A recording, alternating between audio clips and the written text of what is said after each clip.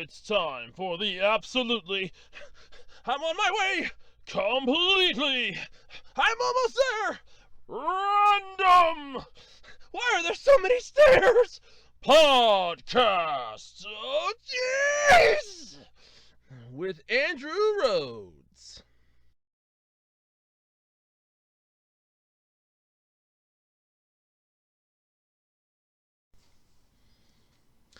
Hello, everybody, and welcome to the Absolutely Completely Random Podcast for November 20th, 2021. And yes, before somebody asked, this podcast was recorded on Thursday, November 18th, due to reasons that I will explain in my week. Anyway, what am I going to talk about this week on the podcast, believe it or not? So what do the Japanese fans think of the live-action One Piece reveals for Netflix's abomination of a beloved series? Yeah, it's mixed, but I'll get into that. Hey, who remembers that hot coffee sex code from GTA? Yeah! Guess what? Apparently the trilogy is containing the controversial sex code for hot coffee. And some supposedly cut songs. But still, you get the hot coffee. I love that. Comiket is still set for winter, and it has rules relating to COVID, which is actually good because they wanted to have it last year. Hell, they wanted to have it twice last year, and they got screwed both times, but that'll be interesting. And what do you get when you combine the thrill of Five Nights at Freddy's and any of the horror games you've ever played along with Among Us, and you mix some Dragon Ball into that? Well, you'll get Dragon Ball The Breakers. Ooh, a 7v1 survival game that I will explain. But all this and more this week on the podcast. But of course, you know the song and dance. I'm sure you do by now. ARHOADS-2012 on eBay. Wide variety of stuff for sale. Yada, yada, yada. One person's trash is always another person's treasure. Come check me out. That's ARHOADS-2012 on eBay. I don't have to explain that every single week. I'm basically pitching myself here. If I'd actually have a sponsor, believe me, I would take the time and effort. I would basically sing their praises. I'm basically selling myself here. I already know I suck. At least in the aspects of some of the stuff, I already know I'm bad. So, yes. ARHOADS-2012 on eBay. Come check me out. And don't forget, while you're out there on the information superhighways, slumming along, swing on over to Social Media City and find me in Twitterville. At Otaku Roads. That's the at symbol, the one above the two. Capital O, T-A-K-U, capital R, H-O-A-D-S. And, hey, while you're also in Social Media City, swing on over to the Facebook, village. Yeah, swing on over to Facebook Village and come check out the official Web Designer 18 Facebook page. But don't forget, though, before you do any of that, like, comment, subscribe, ring that notification bell, do all the YouTube things, because that way you'll be notified when new videos drop right here on the Web Designer 18 YouTube channel. Alright, so how did my week go? It's been a gigantic, and I'm going to say this, screw it, it's been a gigantic clusterfuck. Completely. A massive clusterfuck. So, yes, before anybody out there asks, I'm recording this podcast on Thursday. I have to record, process, and upload this in one day. I am Santa Claus again, only this time I can't do it on Saturday because I have to work Saturday morning. And I have to work next Saturday morning. So guess what's getting recorded on Thanksgiving? Yes, that's right. Gobble gobble, I have to record this on Thanksgiving. Oh, joy.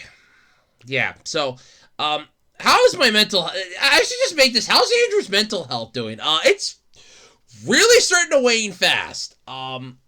So, as a lot of you know, where I work at, we recently started dealing with the holiday stuff, and after 5 years, I'm starting to get burned the fuck out. Especially when we have to change up management... And now everything that I was taught for the last 5 years, I have to throw out the window because we have a whole new set of management coming in that wants it done their way. So I'm already, and I had an open mind going into it. But now it's basically, okay, they are forcing their will upon us. And I've been contemplating and debating just throwing in my resignation. First off, they're not getting 2 weeks out of me. I'm gonna safely say that right off the bat. They're not getting 2 weeks out of me. They got 5. They had 5 years. I don't feel comfortable giving them 2 weeks. And this week I was talking with some of my friends on Facebook, and I'm like, hey, I'm considering putting in my resignation. And my list of reasons I feel is legitimate. I honestly feel like it's a legit reason. Because we had a meeting on Sunday where I basically felt like I was I want to say 6th grader amongst the kindergartners. Or I was the middle schooler amongst the kindergartners. I felt so out of place it wasn't funny. And honestly, it hurt how badly I felt out of place. And I'm like, yeah, this is this is not good. I felt so out of place it wasn't funny. I felt weird and wrong, and yeah, they're hyper happy-go-lucky. We literally sat in a circle. They gave everybody. I didn't partake of this one though. They gave everybody a snack and a juice box. Well, I was already technically working. So I had to be in there at 6:30. I was already technically working. So as far as I was concerned, I already ate. I literally had eaten breakfast already. I had grabbed myself a slice of bread on my way out the door. So I technically already ate. I wasn't going to partake in a bag of chips and a juice box at 9 o'clock in the morning when I'm going to be leaving in 2.5 hours and I'm going to be eating lunch. I'm like, yeah, no. No. I ended up winning a prize, which was a box of Runts, which I ate because, well, that's, in all honesty, it's pure sugar. I'm like, oh, well, fuck it. I'll eat that, and it'll give me a little bit of a boost of energy. It kind of did for about 20 minutes. Then I could start to feel the crash. I was like, well, it kept me awake. Because, in all honesty, it kept me awake during that meeting, so that was about the only good thing. Until one of them rolled away and nobody bothered to catch it. But, you know what, screw it, who cares? But, yeah, so that was my entire, that was just Sunday, by the way. That was literally just Sunday. I did not have to work Monday, but I had to go in Tuesday, which screwed up my mom's schedule, because then she had to go to the laundromat earlier, because we only have one car.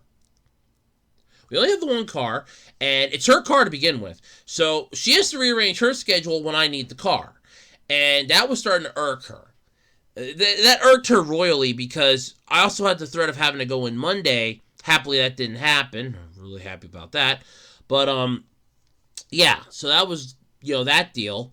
Then, yesterday came along, and I was like, oh, this is just horrible. But, yeah, but I've been talking to my friends on Facebook about this, and on Monday I put down, hey, I'm thinking of putting in my resignation at work. And I don't have, it's not like I'm just going to sit on my ass and do nothing. I had a couple ideas for stuff that I could do. And, of course, my one friend on Facebook, my one classmate from high school, the one that rode my ass worse than my own goddamn family back in 2016, and ended up getting half of my friends on Facebook to start bitching me out, too, which really made 2016 a fun year for me, was like, dude, just put in an application at Walmart. I'll get you hired instantly. And I'm like, I want to get the fuck out of retail. That's my issue, is I'm sick, I'm tired of doing retail. He's like, no, come work at Walmart. Yeah, that's your solution. Okay, I'm tired of doing my job. Come work at Walmart. That's your solution to my problem. And he's going on about, well, what if all your plans fail or don't pan out? What happens if your car breaks down or an unexpected expense comes up? You can't just up and do it. And he basically, in one fell swoop, revitalized the PTSD that I've had for years from my grandfather and my uncle bitching me out for any little decision that I made in life. I want to start selling stuff on eBay. You're never going to make a living off of that. Blah, blah, blah. Horrible idea. Get a fucking job. And that was what I dealt with. For 7 to 10 years, I dealt with it. I'm still getting fallout from that yet. Then I finally get a job, and they're pissed because I don't have the right job. My grandfather wanted me to work in a factory. My uncle wanted me to work for a place for him that would give him favors. That he could come to me and go, hey, I need this. Pick it up for me at work tomorrow. Hey, I need this. I need you to talk to your boss. Hey, I need this. And he was pissed that I didn't have a job doing that. My grandfather was pissed I didn't have a job working in a factory. And the whole time I'm like, what the hell do you people want from me? I couldn't march the beat of my own drum. Oh, no, because eBay won't make enough money on eBay. You won't sell enough on eBay. No. You won't be good. You're not good enough to do this. You're only good enough for factory work. You're not intelligent enough. And my friend on Facebook just brought all that right back to me again in one fell swoop. And I've been talking with somebody on Twitter that was a little annoyed that I'm thinking so down on myself. But the problem is that I don't deal with stress well, for starters. And when you mix the stress in with the PTSD that I have from my grandfather yelling at me and my uncle yelling at me over some of my life choices, it builds up on me massively. And then it starts to weigh down on me, and it starts to cause me to want to snap. And that's the issue that I have. I've always had that. I don't deal with stress well. And then you throw that into the mix for the fact that I have to basically make a choice between I either need to do my job or anything else I do outside of my personal life. I can't do both. And that's what they're basically telling me. Even after the little conversation I had with the acting store manager yesterday, because she wants me to start taking on some managerial duties, which I don't want to do. And it's like, oh, great. So then it's just more stress that I'm going to be dealing with, more of a headache I'm going to be dealing with. And then it's like, oh, well, this is perfect. This is just fucking wonderful. And I got my buddy now. I got my one friend on Facebook telling me go work at Walmart. I have another friend on Facebook telling me, no, don't quit and give my, self up to God and everything. I'm like, oh, this is great. So now I have all that going on. I'm getting sick and tired of dealing with my job. It's not seasonal burnout either. I've been doing this for 5 years. Okay, when you do something for 5 years, you kind of have it down as a set rhythm. Okay, this is how this is supposed to be done. This is how this gets done. This is how this is done. Okay, this is how this works. Then all of a sudden it's, we're going to change your schedule on a whim, no notice. We're going to change how you're supposed to do this and not tell you. And then all of a sudden, no. Now we're going to change it back to where it was before and not tell you. And then all of a sudden you start to wonder why it starts to gnaw at you. Then I get my buddy, not even my buddy. Then I have my one classmate friend on Facebook basically going, just put in an application at Walmart. I'll get you hired instantly, which is making me wonder what the bounty is for anybody out there work at Walmart. Want to tell me what the bounty is? What's the bounty for bringing in a new head? I'm guessing that there's a bounty. I know we have one at work, but what's the bounty at Walmart? What's it, like 30, 40 bucks added to your paycheck each week? Or something, that if you bring in somebody, you get like a one-time bonus, like 50 bucks or something? What's the bounty here? That's his solution to my problem. I'm having an existential crisis. I'm dealing with a shit ton of stress. Not even holiday related, just in general, with how just fucked up this has been. And my classmate's solution is, put in an application at Walmart, I'll get you hired instantly. You're not intelligent enough to make it out there. Your idea isn't going to work. It's too fucking stupid. And that's how it came off. That's exactly how it came off to me.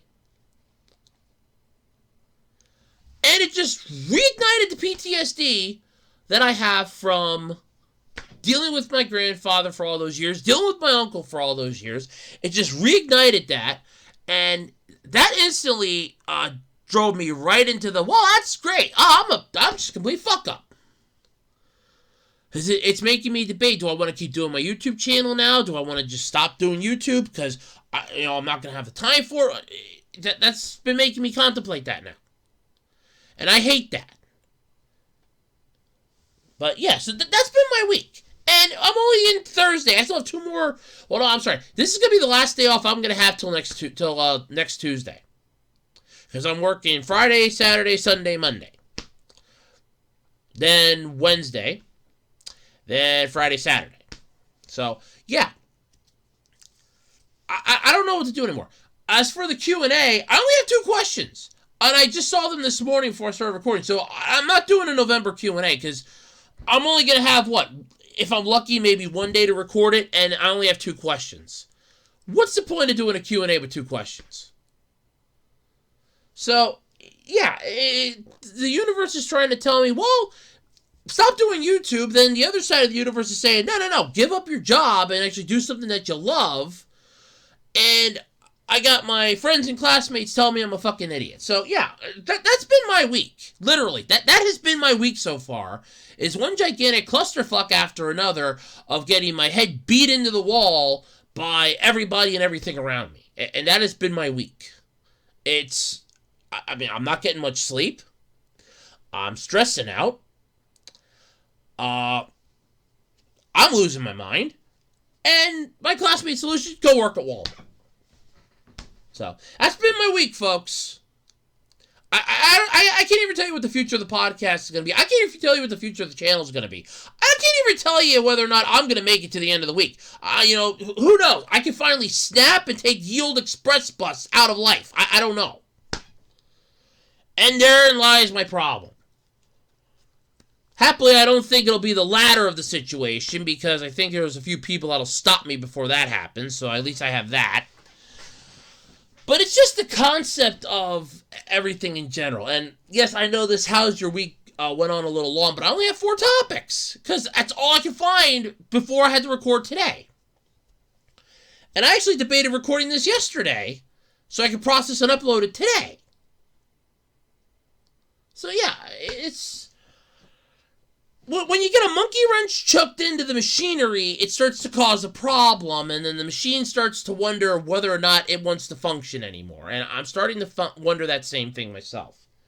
But yeah, that's been my week. One gigantic clusterfuck after another. So, yeah, it's bad, folks. It's bad. Alright, so Netflix is doing a live-action One Piece series, and... First off, I'm done asking this question. Why? Just answer me that, Netflix. Why? And don't you dare say money, because I will call bullshit on you in a second. So Netflix only just announced the main actors for their live-action adaptation of One Piece, but that's long enough for the people of the internet to basically light the fire ablaze and basically see what burns. And oh, they went for it with. They went for it. Hook, line, and sucker. So some of the fans aren't going for it at all. None of them are happy about this. This looks terrible. Catastrophe. They should have just gone with the live-action One Piece cast from the Indeed commercial. Sad part is, I will agree with that one. I'm sorry. That one I'm actually going to agree with. No offense to the people that they chose, but if we already had a somewhat live-action cast from an Indeed commercial, I would have just seen, hey, can we get them? We'll just sub it. Fuck it, we'll just subtitle it. Can we get them? What's it cost for them? See, now, the only thing I could assume why they didn't get them is because Netflix doesn't do union, and my guess is they're union. And Netflix will not go union. They will not do union, so that's probably why they didn't take them. At least, that's my general opinion on it, so... But yeah, the Japanese fans they're kind of mixed. Some of them aren't too pleased. But yeah, Usopp seems like he's really going to get on my nerves. Makiyu doesn't seem like he's into it at all. Those are some of the quotes. So, that's just the online response. One fan pointed out that the original creator, Ichiro Oda, is involved. But this had me feeling really worried, but if Oda is giving it his blessing, I'll trust him. I don't really know so much if he's giving it their blessing. I mean, remember, the people that created Avatar, The Last Airbender, they were given the Netflix live-action series their blessing, and then they bowed the fuck out of it. Yeah, then they bowed out of it, and it's like, we want nothing to do with this, we want nothing to do with you, kiss off, goodbye. Because remember, if I remember correctly, they also had given M. Night their blessing, and we all know how bad that train wreck was. that was a dumpster fire. Yeah. To which another person said, yeah, people trusted Toriyama with Dragon Ball Evolution. Well, to be fair, he had nothing to do with that, if I remember correctly. He had jack diddly shit to do with that. If I remember right, he was even pissed off. Then again, so I know somebody will probably correct me, but if I remember correctly, he was a little pissed off about that too. Because if somebody's here and I'm opening up a can of Pepsi so I can stay awake. But if I remember correctly, he didn't, have anything to do with evolution. That's why we got Battle of Gods, was to make up for that god-awful abomination. But yeah. But don't let this give you the impression that everyone was unhappy, because you're always going to have the ones that are going to light the fire to see what burns, and you're going to have the ones that are going to stand there and try to put it out with their bare feet. So you got, some of the people were like, oh, Nami looks cute. Oh, I'll give him 120 points out of 100 for the Usopp casting choice. Right now, this looks feasible, but it's just the cast announcement after all, not how they're going to look in character. So many people are treating the cast announcement like it's an in-costume reveal, but it's not. I wasn't sure about the still photo, but in the video, Luffy's actor really seems like a good fit for the character. He's cute. Yeah, okay. So those were the optimistic quotes. Yeah, okay. So along with having Oda involved, the head writer for the live-action One Piece, Matt Owens, has also said that he's been a long-time fan of the series, and it's gotten him through some rough times in his life. Yeah, if I remember correctly, the guy that created Thundercats Roar was a huge fan of the original Thundercats. And again, we know how that song and dance played out. I mean, I'm going to say this right now. I hate live-action adaptations of anime, because I don't... It doesn't translate well, because you have a 2D story, setting, and environment that you're trying to force into a 3D aspect. And it doesn't work that well. Because the reactions that you can get from a 2D character that you can draw versus a 3D character that you have to animate and basically say, no, you need to change, you need to tweak your facial expressions. What, do we gotta get some scotch tape out here or something? There's a huge world of difference here, and it's never a good world of difference. But yes, I will agree with the one optimistic one. This is just a cast announcement. Let's wait until we actually see them in their costumes, then go to town on it. I mean, I know when they announced the Cowboy Bebop one, a lot of people were not pleased about it. In fact, I still think a lot of people weren't too pleased with it. And that, if I remember right, that did come out, or is coming out. Did it come out yet? I think it was November 16th it was coming out. But either way, I know people weren't exactly too thrilled about it, especially the cosplayers for Faye, because Netflix was like, oh, we can't get her costume like it was in the anime series. That's physically impossible. And here's a shit ton of cosplayers from the last decade and a half that are like, excuse me? Yeah, they just walked in and they're like, huh? You what? Yeah, no. As far as this is concerned, look, I'm not thrilled on the idea. I'm not sold on the idea at all. As far as Netflix is concerned, they're cash grabbing. They're cash grabbing hard.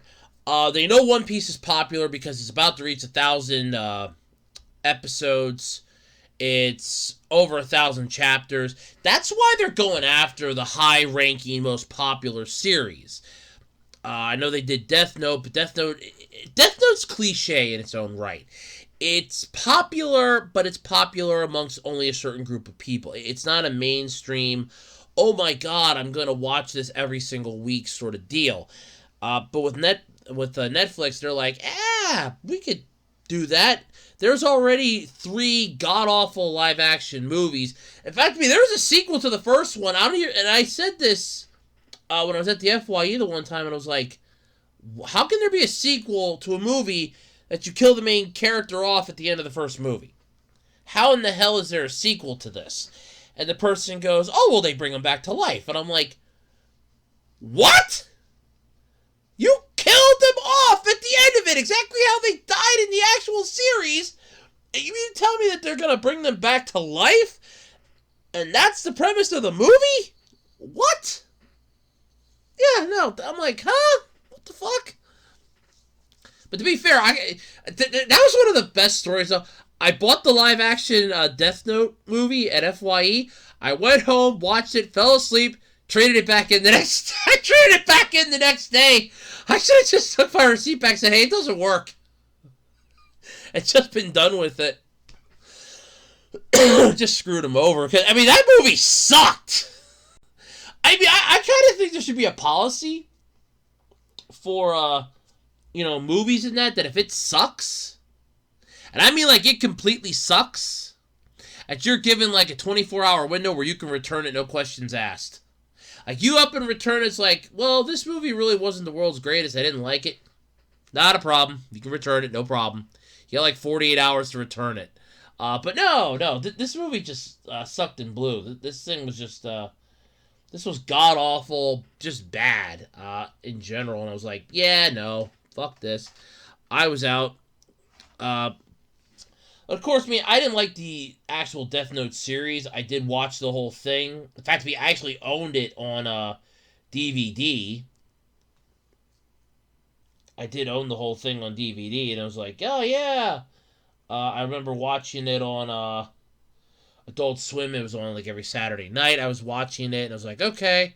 And then as like each one came out, I kind of scraped the money together, went and picked it up, and I'm like, okay. I owned the whole freaking collection, then I sold it off because I was like, yeah, okay. I was in the Death Note for a hot minute, and I'm like, not my cup of tea.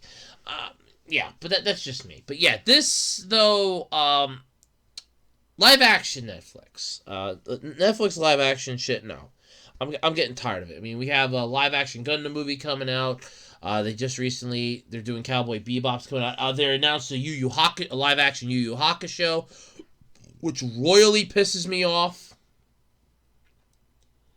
That one gets me. That's almost like a live action JoJo's Bizarre Adventure, which I already was kind of against. Parasite, which felt really weird to me watching the Cliff Notes version of it, and I was like, yeah, no. And now I'm thinking Yu Yu Hakusho, and I'm in my mind's trying to picture this and trying to put it together, and I'm looking at this and I'm like, no, I'm bowing the fuck out of this. They're classics for a reason. They're cult classics for a reason, and there's mainstream classics for a reason, and there's a line you do not cross in the sand, and Netflix keeps crossing this line. They're like, I didn't see the line, it's right there. Oh, but it's in the sand, it can get washed away. No, not this one. This one's 6 miles deep. Believe me, if this thing gets washed away, there's still an imprint of it. You're not missing this line. It's big line. It's 6 miles deep, 5 miles wide. Trust me, you ain't missing this. That's the line in the sand.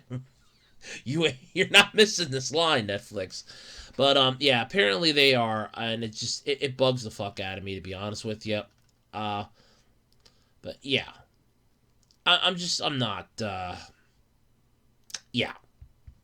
I'm not a fan of the live action shit from Netflix, and this shows it. This proves it, as far as I'm concerned, that Netflix is just out of ideas. They're pulling a Disney here, and it's like, oh, we're just gonna make, live action adaptations of everybody's favorite anime series, and I'm like, no, stop. Why? Never mind. But yeah, so hopefully it'll be good, but I'm not holding my breath. Not in the freaking least that it's gonna be any good. So yeah. All right, so here's a question for you.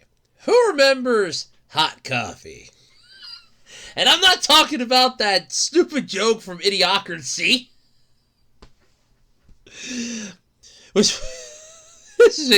I've been reminded of that movie a couple times already this week. But yes, apparently, the remastered GTA Trilogy is containing the controversial hot coffee sex code and some supposedly cut songs. Though it's unlikely players are going to be able to access it to reactivate the infamous sex minigame, but it's wild to see that the code's still in there. It's like it's just a fucking copy and paste job then. It's like, we just took the code, everything that was in the original code, the source code, bam, right there. That's all we did, baby. that just shows you how cheap and lazy some of these game designers can be. And some of these gaming companies like, we're gonna remaster this shit, make it HD, we're just gonna copy and paste the code. That's all we're gonna do.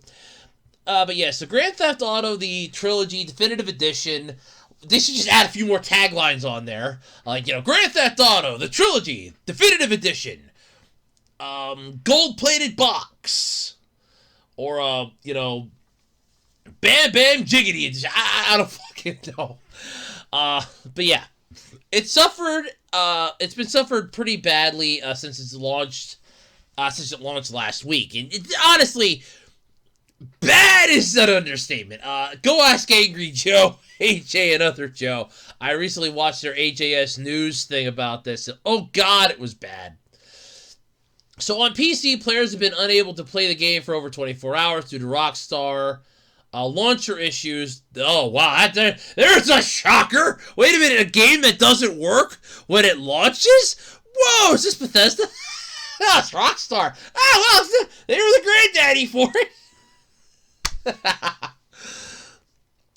All versions of the game, though, are filled with bugs, visual glitches, horrible weather effects, missing fog, and more. Yes, because you basically just copy and pasted the fucking source code from the original game into a newer game system, and you're expecting everything to work smoothly, and it doesn't work like that. That would be like me trying to take something from this generation of a computer, from this generation of technology and computers, and trying to run it on a fucking MOS-DOS computer. It ain't gonna fucking work, okay?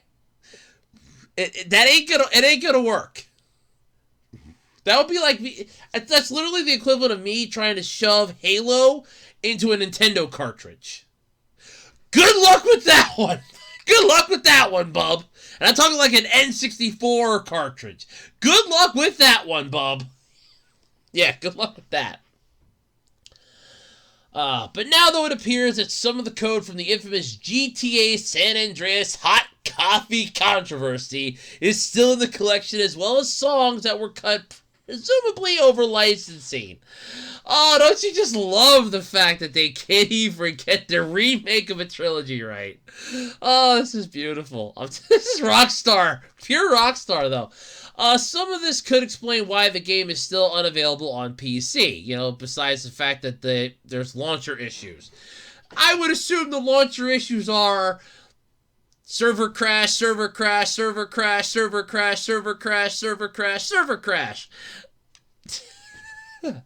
Shortly, though, after the remastered trilogy was released, data miners and fans quickly began digging into the files and code of the collection, as they fucking do whenever a new game is announced of a beloved franchise. And the sad part is, what's happening with this is what I said was going to happen when Pokemon Sword and Shield came out. And what happened? You are going to have players, and you're going to have people that will literally buy this game just to data mine the hell out of it. They're going to want to know what Easter eggs the developers are hiding. They're going to want to know what secrets you're hiding back there. They're going to pull back the curtain on Houdini's magic tricks here. And they're going to bust your ass wide open on. Look at the Pokemon franchise. Game Freak took a huge hit from that. When they're like, there are legendary Pokemon in this.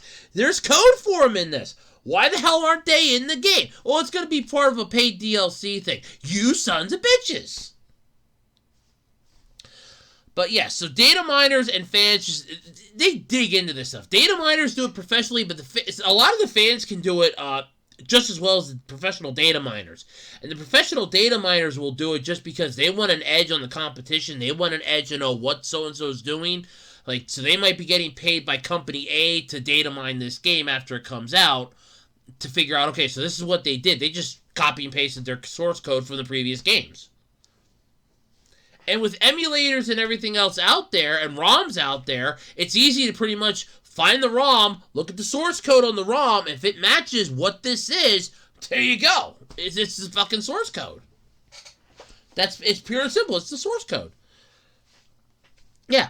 What they found, though, was surprising. Buried in the definitive edition are numerous pieces of code, scripting the files that shouldn't be there, including dev comments, cut contents, and more. Oh, no shit. Seriously? Wow. Tell me something I don't know. Also found in these files, though, code contained to the infamous hot coffee sex minigame that, according to multiple data miners on social media, as well as popular GTA expert and data miner Vadim M, who talked to Kotaku about it. But yeah, a brief bit of history though. So in 2004, Rockstar released. By the way, I'm literally just reading off the article at this point. Rockstar released GTA San Andreas, which featured the ability to have sex with various girlfriends in the game. However, those scenes weren't graphic, and instead featured a short cutscene of CJ entering the girlfriend's home after being invited in for some coffee. Some suggestive audio clips played. Moaning, some foreplay, something that I would hear, something that you would never expect to hear, like, "Get off of me, you fat wildebeest." Oh wait, no, they must have been next door to Kermit the Frog and Miss Piggy from that Robot Chicken episode. Yeah. Yeah. However, though, buried in the code of San Andreas was a fully developed sex minigame that Rockstar disabled but didn't actually cut from the retail release. In 2005, players found a way to reactivate this hot coffee content that led to a lot of legal problems for Take-Two and Rockstar. First off, I want to say this right now, if you cut something from the game, you disable it because you don't want it in the game, delete the code for it from the fucking game! That would have taken you, 30 seconds to delete it? Just fucking delete it! Oh, God! Yes, this included, though, a $20 million settlement, court cases, class action lawsuit, U.S. congressional hearings and involvement, the whole thing. That Rockstar released a patched version of San Andreas that removed all the controversial content, allowing the game to keep its M rating. See, this is what I'm going to agree with Angry Joe and the rest of his army about. Here's the thing.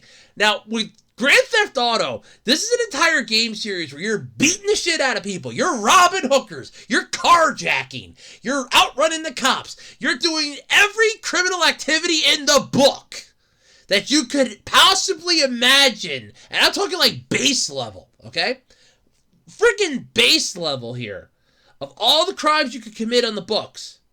But God forbid, the minute you throw sex into an M-rated game... Nope, we can't do it. But yet there was sex in God of War. You could just sit there. And I remember playing this. My buddy Sean and I, we had a deal going. I would play God of War, he'd play the Iron Man game. Because I wouldn't shut up about how great the Iron Man game was, he wouldn't shut up about how great God of War was. So we both made a deal. $20 for the game that I had to buy, and I think his was $20 too at the time. So it's like, okay, look, we'll play each other's game. We'll shut each other up now. And we did. Now, granted, I can never finish God of War because I couldn't find a way to turn the blood off, and I even told him that. And he showed me how to do it. I went and tried it. I said, okay, it didn't work. And he goes, okay. He goes, I just couldn't take the amount of blood and shit that was coming out of him. I was like, okay, nope. I've had my fill. On top of that, it started pissing me off because I know for a fact I got to the one checkpoint. I know for a fact I tripped that flag. And it shot me all the way back to the start of the level. And I know damn well I tripped the checkpoint flag. So, screw that. But, yeah. But basically in God of War, literally right at the first city, there's an entire section where you're on this boat and there's two women. And Kratos can just, bow chicka bow wow. He can bring in the noise, bring in the funk. He can do the beast with two backs. Okay? And you can just do that entirely. Just level yourself up with that. Basically rock their world. And it's like, yeah, you can just do that indefinitely and farm yourself free XP, not having to kill anything and just be OP before you even step off that boat. And that game was rated M for mature. But it was rated M because of blood, violence, and other stuff. Now, this thing has an M rating. Okay? This has an M rating on it, and you can't have sex in it. Oh, we're fine with you mugging hookers. We're fine with you carjacking people. Oh, we don't care if you want to rob grandma and run over her with a rascal. That's fine. The minute you go into somebody else's house and they start playing provocative music, you start hearing moaning, we gotta stop this. Period. No. Oh, no. You want to keep your M rating? You drop that shit right now. And in all honesty, when it comes to the whole rating system here for the ESRB, we can thank, and I'm going to say this, Night Trap opened the door for it, but Mortal Kombat just drove a Mack truck through that open door. But Night Trap did open the door for it, then Mortal Kombat just barreled right through it with the Mack truck. Because they're like, yeah, that door's not big enough for Gorg. For Gorok. Hold on a second. Yeah, that's what they freaking did. They just Mack trucked that baby.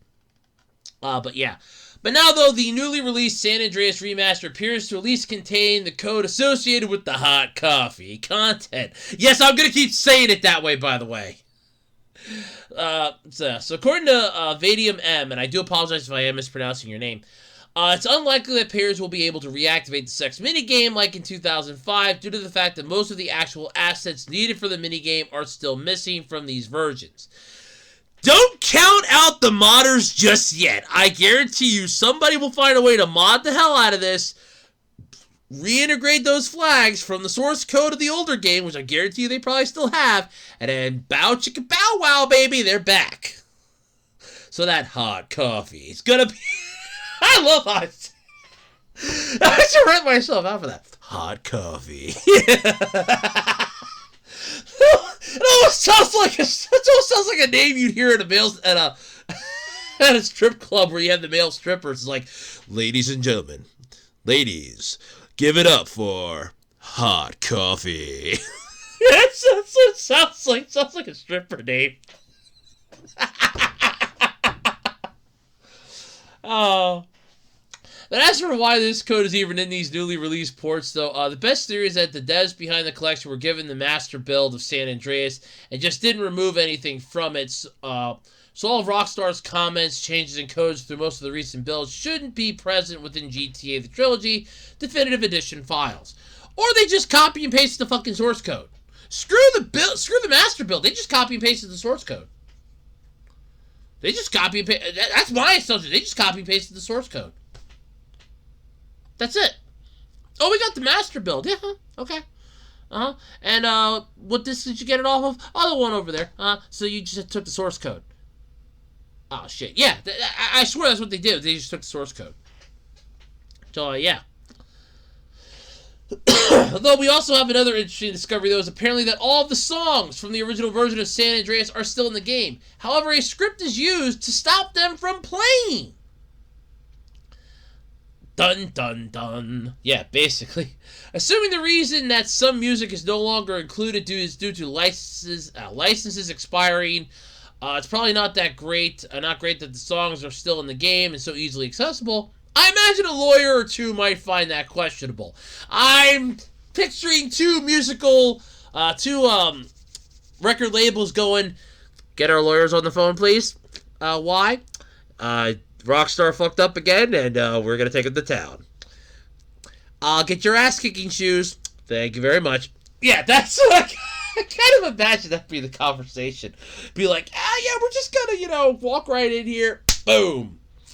This is C&D. All your games are now ours. We're getting $10 off of every dollar you make. That makes them $9 in the hole on each one. Yeah, basically. Oh, those record label lawyers are ruthless, though. So that would explain a lot of it, though. But yeah, they're ruthless. So these songs, the cut songs, plus the hot coffee files. I love saying it like that, too. Hot coffee. There you go, folks. I mean, see somebody does a YouTube channel and they call themselves Hot Coffee. I will gladly rip myself out for the soundbite. If you become popular, all I ask is 5%. I can do that for you. Go Hot Coffee. Yeah. It just sounds like the name you hear at a strip club. that sounds like the name of a stripper. Like, give it up for hot coffee.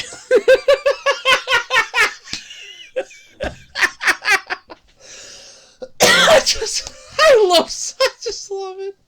God, it's funny.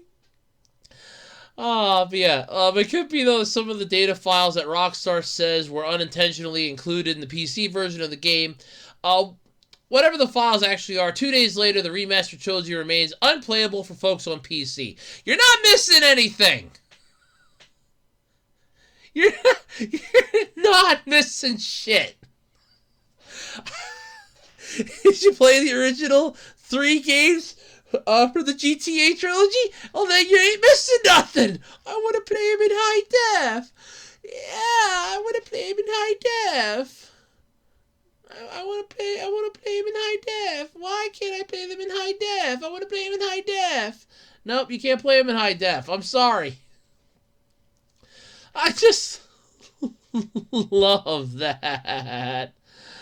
Oh, God, it's just funny. That's hilarious. But yes, remember though, folks, if you ever want to create a YouTube channel, you want to call yourselves Hot Coffee, I'll be more than happy to do the soundbite for you. Hot Coffee. I love the way that sounds. It's just so funny.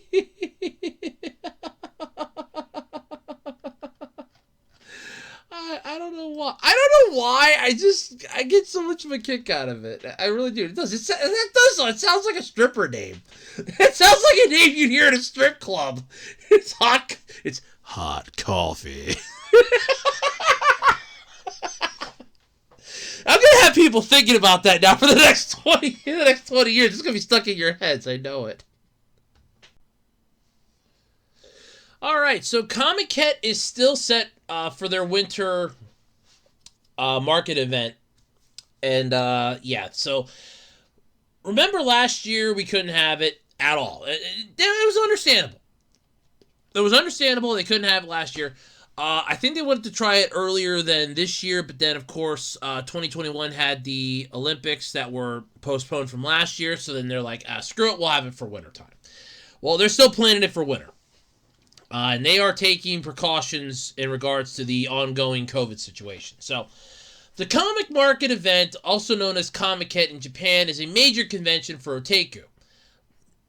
That's goddamn true. It's also, yeah, and that's the thing, because that's where you get like a lot of the doujinshi and stuff like that, and a lot of people instantly brand it as a porn convention, but it's not.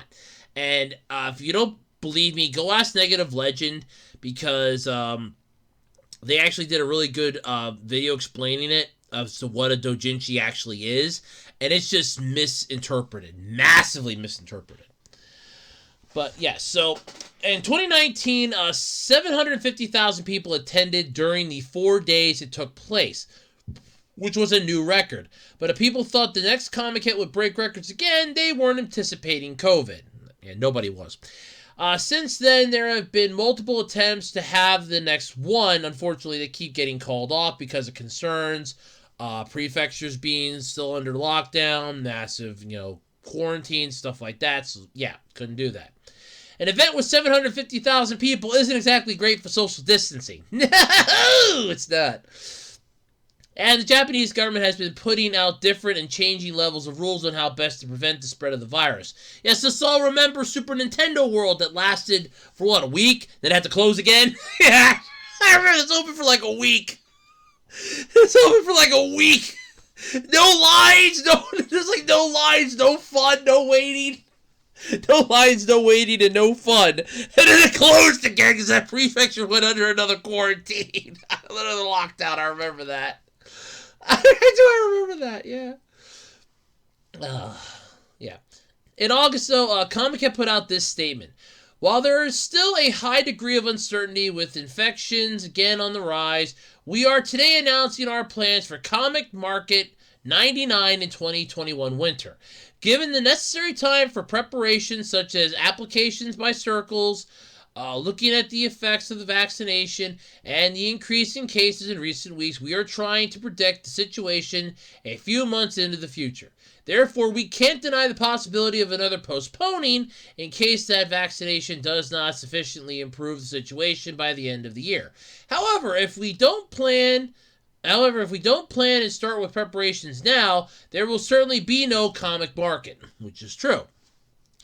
So it's one of those, look, this is what I would do. And I'm going to say it this way. If you want to hold it and your main concern is getting everybody in there, you don't want to have a possible hotspot or something, space it out over the 4 days. When you sell tickets for it, say, okay, this ticket is literally only good for this day. You can only buy one ticket. One ticket. That's it. You get one shot. One day. That's all you can go. And just explain to them that, look, it's going to be a huge event. 750,000 at least might show up. We want to make sure that everybody's safe. Everybody gets a chance to be here. So we're spacing it out. So, like, let's say tickets, well, I'll start off with zero. Let's go like 01 to 10,000 or 01 to like 200,000. Those tickets are good, for day one. So they can come in. They can spread out 200,000 people. I think where they're planning on having it, they could definitely spread it out. But yeah, so, then just do so on and so forth then down the line for the next ones. That way, everybody gets a chance to be there. Everybody gets a chance to, get the stuff they want to get. Everybody can participate, and you still make money. So there is that. But in their latest announcement on November 12th, Comiket said they're still on for this winter, but they are putting a specific guidelines to keep people safer. If someone wants to attend, they must bring proof of vaccination or a negative PCR test. Comiket will also not be allowing just anyone in, even if they have one of these things, because gatherings are still restricted. They will be giving out passes through a lottery as opposed to first come, first served basis. So this is probably going to be the last comic market then. Oh well, made it to 99. So close to 100. so close to 100. But yeah, so I understand it. I get it. But when you do a lottery system, that's... Every time I hear something about, we're going to do it via a lottery, and I'm picturing maybe 500 people trying to get their hands on a pass. I'm picturing that scene from Jingle All the Way with Sinbad and Arnold Schwarzenegger when they're going to be doing the lottery system to get a Turbo Man doll. And I am picturing the chaos. I am picturing the chaos that ensued with that. We're going to be drawing lots and it's a lottery. Yeah! And then you got a mugging and a shanking and somebody gets shot in the parking lot. Yeah, that's where that shit ends. Yeah, I get that, and I know it's a hot button issue, so believe me, this is one that I'm tiptoeing through really carefully, because I'm not going to get into anything politics or religion-wise. I don't do that on this channel. But I know this is a hot button issue for a lot of people right now. But yeah, so I'm looking at this and I'm going, okay, worst case scenario, and I want to stress this one, you tell me I'm an idiot if you want to, but yes, while it would be nice to actually physically go there in person, what I would have done, if your main concern at this point in time is the number of people there, if you're concerned that people may not want to show up, what I would have done is this. Limit the amount of tickets for in-person. Limit the amount of passes you're going to be doing for in-person. Okay? Either spacing them out by the day, like I had suggested earlier, or limit the amount of physical passes you're going to give out for that event. The rest of them can buy a virtual pass that would allow them to view it via the web. And just look into getting like a small server or something, set up a little social media thing, and they can go there and they can check it out themselves in VR. If they want to buy something, they can buy it, and then they can like swing by and pick it up, or they could have it shipped to them at no cost to them. Or like, well, for like, let's say for like, I'll say like, let's say somebody buys like 20 things. They have them in their cart, like $20 worth of stuff. And you have down a list of what they bought. Like there's a virtual, like, okay, so this person bought one of this, bought one from this one from this one from this one. That stuff's put into their cart. Then you have like employee A that's part of the event. They go around and they get, it's like, yeah, I need one of this, I need one of these, one of these, one of these, one of these, one of these. Oh, can you sign this one? It's supposed to be signed. Okay, thank you. They put them into a cart. They put them all into a box then. That box gets shipped then to the person that bought them. So you're still getting money. The creators are still getting money. In fact, you're actually getting a little extra money because then you're going to charge them shipping on it. So you're getting money. The creators are still getting money. And the people that want to get the stuff and be at this thing, either in person or online if they have to, they're still enjoying themselves. Everybody wins. Everybody wins. And that's what I would have done.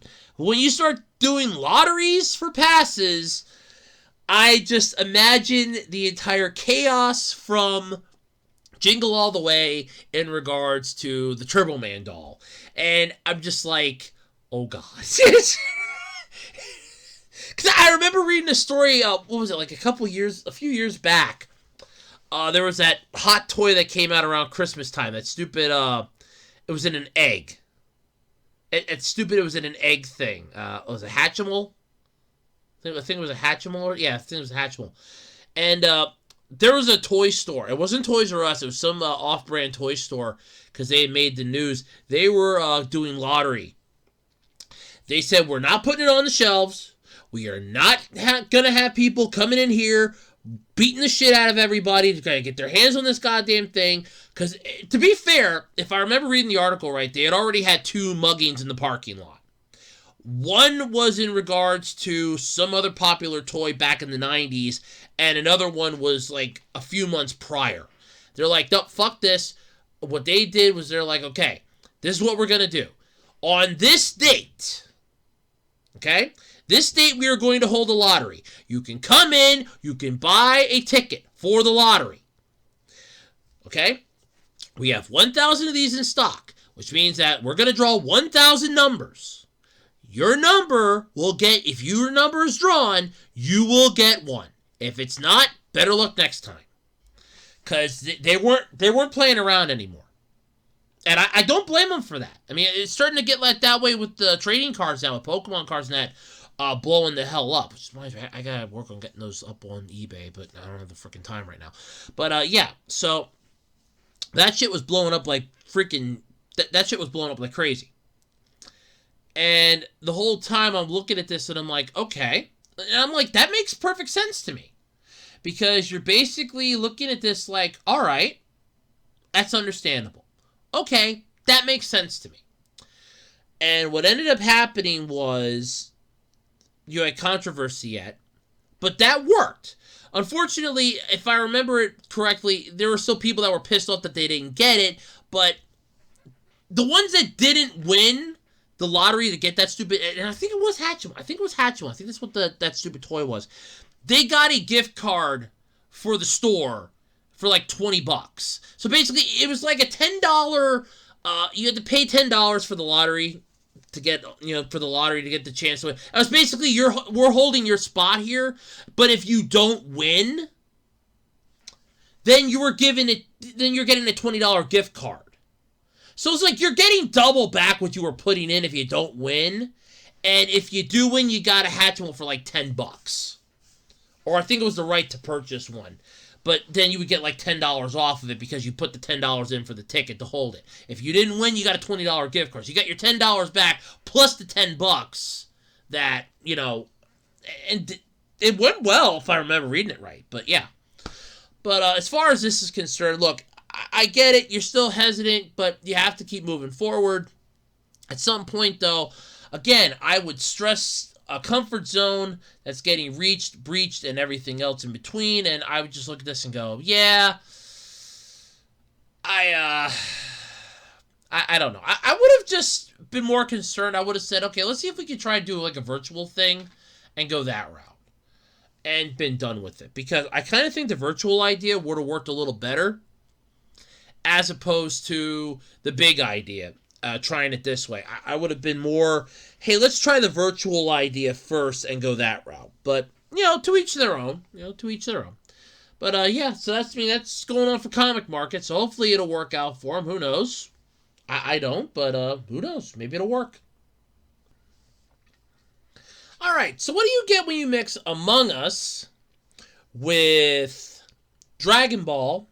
You squeeze in a bit of Five Nights at Freddy's, and you pop it up as a game. We get Dragon Ball The Breakers, this new Bandai Namco game that was revealed. By the way, gotta admit, announcement trailer looks freaking beautiful. Holy shit.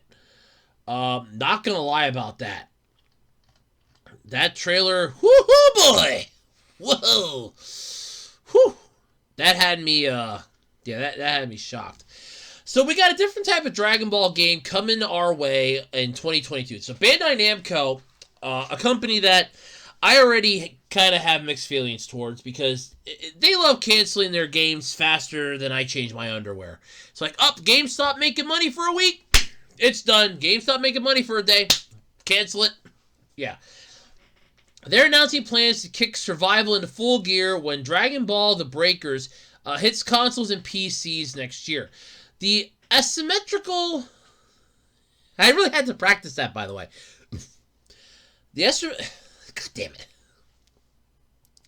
The symmetrical online action game has 7 players taking on the role of survivors, with 1 player entering the game as their rival, known as the Raider. Yeah, so it's basically Among Us. You have 7, I'm guessing it's 6 crew members and 1 imposter. Whereas, normally I think it's more than that, but oh well, cool. So that's what we have in there. So we have crewmates and imposter. Okay. So, yay. Playable raiders are including Cell, Boo, and Frieza. So everyone else is going to have to try to survive against them while they wreak havoc around the environment. I'm going to rewatch the trailer. Now, I have no audio playing at all because I'm watching it on something that doesn't. So there will be no copyright infringement. But the trailer was actually really good. If you get a chance to check it out, I highly recommend checking it out. So it's like you basically see West City. It's basically freaking trashed. There's smoke pile in the distance. There's some clothes on the ground. Basically a reminiscence of Cell's early... Yeah, I'm going to up and, absorb everybody. Person's running by a window. And, of course, who's inside the window? Well, we don't really know. But Cell's walking right outside. So maybe this is Peppertown. I don't know. But, so Cell, destroys a wall, walks in there, and it's like, yeah. Nothing? Ah, damn. And then there's, a pot on the ground, and the pot turns out to be, of course, yeah. It's time to take a stand. The pot turns out to be oolong. Yeah. So, that's kind of interesting. So, the ultimate game of survival is beginning now. The time machine cells, the Raider, the little larva cell, it evolves into regular cell, and then goes into, imperfect cell if it absorbs somebody, and then perfect cell. You get 7 survivors. It's just how they're running, and you can see them in the distance. Just blasting them away. It's just kind of interesting. And you got Cell really freaking out, okay, I know somebody's here. You can shoot them with rocket launchers, which first off to me is really impressive. So they're getting rid of their superhuman abilities or something, that they can be damaged with weapons or distracted with them, I'm guessing. But yeah, so that's actually not a bad idea in the way, but still, it's interesting. I won't lie. That is interesting. You have imperfect cell. Well, imperfect cell to semi-perfect cell. And then you get, I know he goes into perfect cell then. Just lays waste to the city. You got Bulma and her, wasn't it, I think it was the genie outfit from the one episode of Dragon Ball, the old school Dragon Ball. You got Oolong, and they're all just trying to get the hell out of Dodge. And yeah, they're trying to run from Cell in the trailer. And I would have loved to have seen Boo. I'm assuming that with Boo, you can turn everybody into candy, which would be pretty cool. That would be interesting. But I just kind of oh look, there's a rocket launcher. All right, I'm gonna shoot the rocket launcher at Cell. Yeah, this is kind of like that. If you've ever seen like any of those old monster movies, you have the whole the soldiers that are always shooting at the robot, and they're always thinking that I'm gonna have the one, like my gun has the magic bullet. It's gonna blow up the robot at the end. It's got the magic bullet. And no, but yeah, this does look pretty interesting. So this is what we get here. So some of the key features are escape as a team or on your own. Cooperate with others while there is still time, but the raider or the other survivors' decisions might force you to go at it alone. So what will be your playstyle? Trapped in a temporal stream. Escape from a large map composed of several areas, but be careful. The raider is always looking for you and may destroy areas to reduce your living space, making your chance of escaping always more limited. Enjoy 3 first iconic raiders, Cell, Boo, and Frieza. From the Dragon Ball franchise, as a raider, you will enjoy overwhelming powers to hunt and wipe out survivors. Master each raider's power to track, catch your it should be track and catch your victims, to evolve or get even more powerful. Customize your likeness. Whether you are a raider or a survivor, choose your progression path and unlock perks, skins, etc. to fine-tune your own personal strategy to escape as a survivor or hunt as a raider. Yeah, enjoy unique power-ups and items, vehicles, weapons, grappling hooks. Make the most of each gimmick to face against the raider and struggle for your life. So, what's interesting about this? So there's no, you can't play as Goku. There's no, you're shooting energy beams. There's no, you're flying and trying to take them on hand-to-hand combat. Nope. This is run for your life, grab a rocket launcher, blast them, run for your life. I am not going to lie. That's definitely a more unique Dragon Ball game we have not had yet. Most of the Dragon Ball games have just been standard rehashings of the story, or regular just flat-out fighting games and stuff like that. You had the open world ones with Xenoverse, and now we have you have Dragon Ball FighterZ. But this is going to be the first ever, you need to survive. I'm hoping that this does well, but of course, it's Bandai Namco. I don't see them being successful with this one, because if this doesn't make money for them instantaneously, they'll be pissed. Now, what would be cool is some DLC down the road or something. But of course, what worries me with this is the other side of this double-edged sword here. Let's say that this game does extremely well, or it starts to tank right about the time the first DLC is about to drop. Then they decide to announce, hey, now you can play as Goku as a survivor. And there goes your game. Okay, so what, we're just going to have Goku, buy you time or something? I mean, don't get me wrong, that would be a pretty cool gimmick if the game starts to wane. But if you have it that you can play as Goku, and it's okay, I'll buy you guys some time, you go up there and start beating the crap out of the raider, then it just turns into a fucking fighter game again, while the other ones scatter and flee. There's a fine line you want to draw here. Now, whether or not that is what they might be planning, I don't know. Would that be cool? It'd be neat to have, an assist. I'll say that. Let's say they pull a DLC out of their ass and go, hey, we're going to put, a DLC in this, and the DLC is you're going to get, a character from the Dragon Ball franchise, like Krillin, Gohan, Vegeta, Goku, Tien, somebody like that, and they'll buy you a little bit of time. So, let's say you're going up against Frieza. And all of a sudden, you're really stuck somewhere. They're, right on top of you. You can summon this, assist, and one random Dragon Ball character will pop up. It could be Piccolo. And Piccolo will duke it out with Frieza for a little bit, so you can get the hell out of Dodge. You could try to make a break for it. It's called a distraction. That might already be in here, we don't know, but that's something that they might pull up for, a DLC. I don't know. But Dragon Ball The Breakers is going to be available on PS4, Xbox One, Switch, and PC. Like I said, I'm kind of hoping it does well, but at the same time, I'm not holding my breath. Because I thought Dragon Ball Taiketsu, that was that god-awful game for the Game Boy Advance, I thought that was going to be good. That was god-awful garbage. That was one that I got suckered into.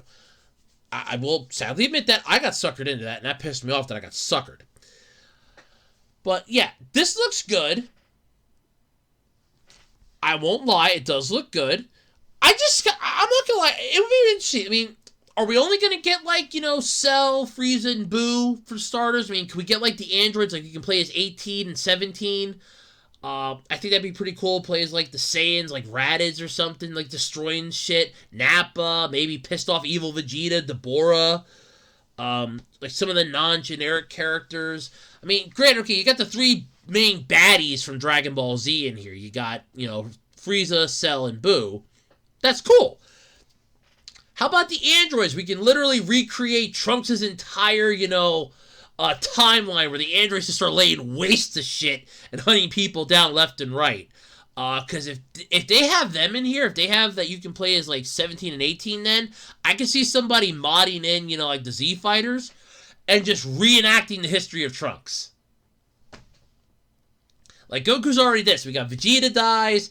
No, Piccolo went first, then Vegeta, then Yamcha, Tien, Krillin. Yeah, and then you have Gohan and Trunks that are left that are the only two trying to survive. I could see that doing really well, but whether or not they do that, I don't know. But it would be interesting. But yeah, the trailer does do a good job of writing a check that I don't know if their ass is going to be able to cash or not. That's just it. I don't know. Are they going to be able to? Is this going to write a check, or did this trailer write a check? I want to say that the game's ass is not going to be able to cash. That's my main question. But I mean, worst case scenario, it might be really good. It might suck. I don't know. I'm hoping it does well, because this looks badass. I mean, when I watched the trailer last night, I was like, holy shit! All right, this is awesome. And I'm looking at it, and I'm like, okay, so it's like Among Us, Five Nights at Freddy's, and you're throwing some Dragon Ball in this. Okay, I like this. This is good. I just can't wait to see how Bandai Namco fucks it up. Because, like I said, my guess is going to be if the game starts to, like, falter too much right before the first DLC, because there's going to be DLC. If it's going to be available, and one of the things was, like, Steam, there's DLC. There's going to be DLC in this, instantly.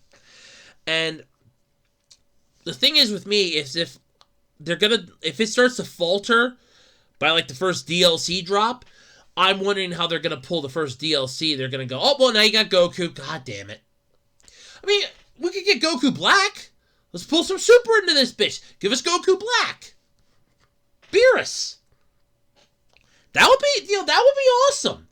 Or basically, like I said, Raditz would be a good one to have. Nappa, Vegeta. You already got Frieza. Cell, the androids would be good. Like 19, Dr. Gero.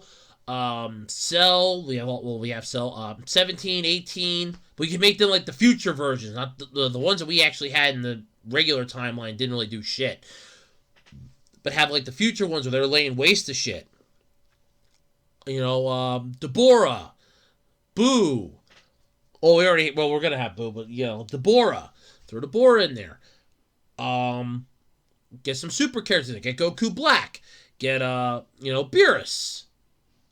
Get the Red Ribbon Army or something. I don't know how you'd be able to pull that, but still, this has unlimited possibilities as far as I can tell. I just can't wait to see how they're either going to fuck it up or by the first DLC, they're going to fuck it up. That's what I'm afraid of. Because if DLC is going to be involved, and it is if it's on Steam, DLC is going to be involved. That's a given. So DLC is going to be involved. There's going to be other things. I can see people playing the hell out of this, modding this. I can see streamers playing the shit out of this. Hell, I would, no offenses, if I could play as Cell blowing shit up, if I could play as one of the bad guys blowing shit up, just hunting people down, I would probably even play this and stream it. Go, yep, today I'm a raider. I'm going to be a raider all day long, baby, and I'm just going to wipe the floor with all you people. Yeah, I would have fun with that. But like I said, that's what worries me is either it's going to be, they're going to screw it up, that what we got here is the teaser, is the announcement trailer, that this is not going to be what we're going to get. This is to whet our appetite, and the game's going to be a total dumpster fire. Or by the first DLC, the sales start to tank, the gimmick starts to play out, the newness wears out way too fast. Then they're like, here's some new DLC for you. Then all of a sudden now you have Goku. And now all of a sudden it's like, oh, well now I can play as Goku. I can just go up there and beat the crap out of him. And yeah, no. Then that turns into a fighter game, and then that turns in... I mean, granted, that would be a pretty unique idea. But you want this to be a survival game. If you want to have something like that, have it be like an assist. You know, like a Goku icon. Like, hey, I found a Goku icon. And you choose to use it. Like, okay, like you can use this if the enemy, like if the raider's really close or something. Then all of a sudden it's like, okay, the raider's on me. I can't escape. Boom. Here's the icon. And it's like Goku. Goku like goes Super Saiyan, busts through a wall and starts, like beating the crap out of the raider, sending them far away to give you a chance to escape. But it could also screw over somebody else. You don't know. It's a double-edged sword. It's a random chance. That would be an idea, but whether or not they do that, I don't know. It'd be interesting to find out, but this does look pretty cool either way. So, check it out. Dragon Ball Breakers when it comes out next year. Alrighty, everybody, and that's going to do it then this week for the Absolutely Completely Random Podcast. I'd like to thank everybody for hanging out with me. Sorry I had to record it on Thursday, but unfortunately I got screwed with work scheduling, and yeah. It's going to be a long, it's just going to be a long one. Freaking manager wants me to do managerial stuff. No, I don't want to be a manager. But anyway, folks, hopefully I'll be able to figure some stuff out. I don't know. I have no idea anymore what's going on. But like I said, though, I don't think I'm going to be doing a November Q&A because I only have like 2 questions. It's not really worth wasting time and effort for 2 questions, so I might just hold that off. Probably do one January, who knows. I'm going to try my damnedest, provided I can get it done in one day. Can't believe I'm getting screwed like this. To get the 12 Days of Rantmas up. I will try my damnedest to get the 12 Days of Rantmas up. And a few other things. So anyway, folks, thanks you all for hanging out with me for the last, I want to say, hour or so. Till next time we meet, whatever that may be, I'm Andrew Rhodes. This is the Web Designer 18 YouTube channel. This has been the Absolutely Completely Random Podcast, and I will catch you all later. Bye, everybody.